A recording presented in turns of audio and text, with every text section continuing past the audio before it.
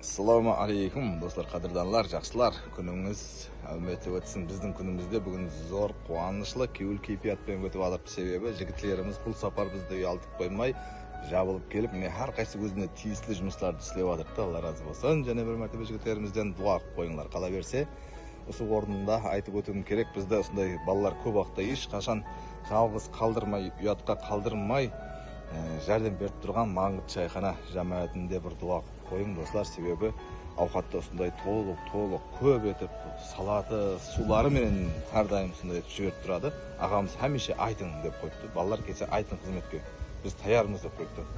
Маңғыт шайхана жамаатінде бір дуа қойың достар. Және бір сізге қуанышлы затты айтпақшымын. Бұл не? Кеше бір видео шығарған едім я, беби қызымыз. Сол қызымызды да бір ашпамыз, бүгін киіндіріп, өз қалеген киімдерден киіндіріп, және тамақландырып бір жақсы іс болды. Қуантты қызымызды да. Үстіге хармасынға кеп атқан жігітлерге де өз орнында айрықша миннеттаршылық білдіреміз. Олар камераға амап қойынды да, сулпуларына кеп атыпты балалардың. Жүда зор. Және бір жігітіміз қоңырау өтіп, қалған қарызын төлеп беріп атыпты. Сол қызымыздың, шаңырағымыздың өткендегі.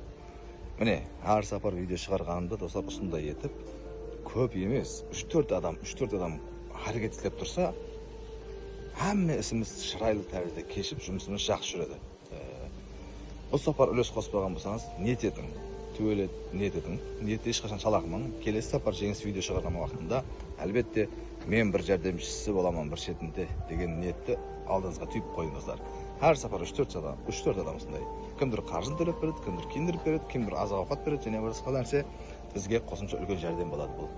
Сау болың, саламат болыңдар, Алла разы болсын. Бүгін жайымыздың бәрін үлгермесек те, әдеуір жерін басып өтеміз, Құда қаласа.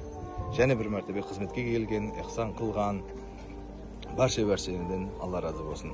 Егер келіп қызмет істей алмай жатқан болсаңыз, айрым жігіттер қоңырау айтып атыпты, қысынып жатырмыз деп атыпты. Қоңырау етің, сізге басқа да имканияттар тауып береміз. Сау болың, саламат болың.